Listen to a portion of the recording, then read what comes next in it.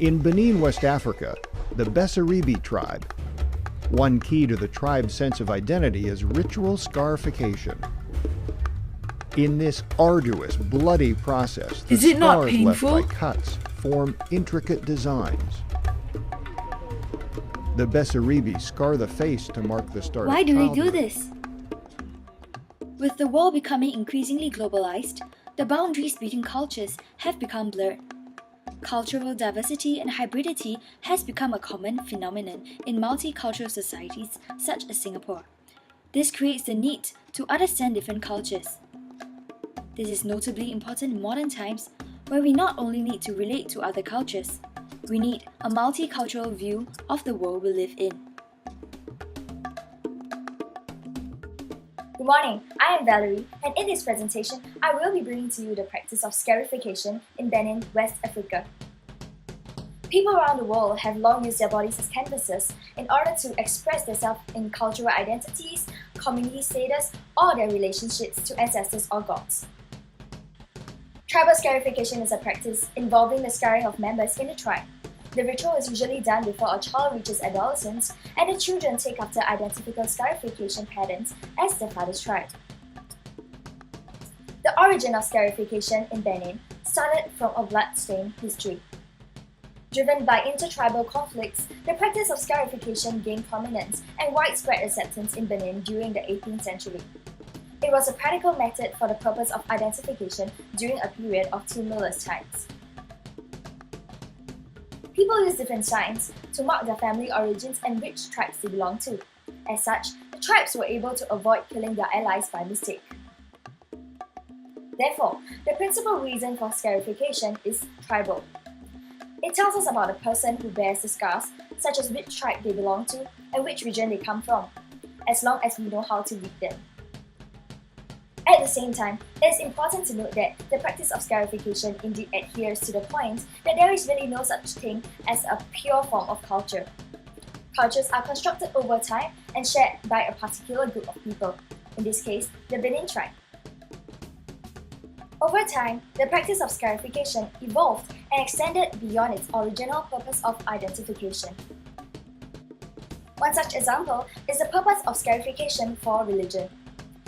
Interactions between cultural practices of scarification and it being a religious practice in Benin aptly reflects the fact that they affect one another. The scars of the Benin people exhibit the faith of an individual. In South Benin, women who have had several premature miscarriages can appeal to the gods for help. Should their child be born safely, the child will be scarred with a small horizontal line in the middle of their left cheek. The fact that various scars would have differing religious connotations and the various wishes of the people towards the gods will result in the formation of new scar designs, show that indeed there's some form of integration going on between religion and culture. Besides religion, scarification was also used for medical purposes. The Benin believed that when a person falls ill, incisions made to the parts of the body experiencing discomfort would also cure the patient. Lastly, scarification provided aesthetic appeal for the Benin people, much like how tattoos are viewed as an art form today. The fact that the concept of beauty differs so much from the Benin tribe and the people of today shows that there is indeed cultural relativism and the need for understanding different cultures. Moving on to the situation of the practice of scarification today. Nowadays, the practice of scarification has lost its place in the hearts of modern Benin people. Its decline first began when the colonial powers who entered Benin viewed the practice of scarification as a barbarous one, based on their own standards of sophistication.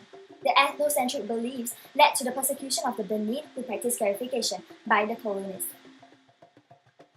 In addition, the works of missionaries who spread their religious beliefs managed to convert the Benin people. With teachings from Christianity and Islam condemning self-mutilation and the seeds of religion taking root, the influence of religion stayed on even in the modern times.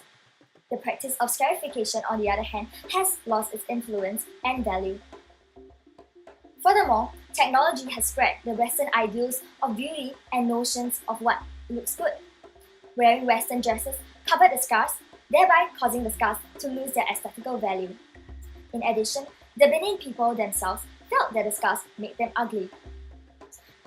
The shift of the concept of beauty in Benin shows that culture is indeed fluid and always changing, in this case influenced by Western ideals and notions of beauty.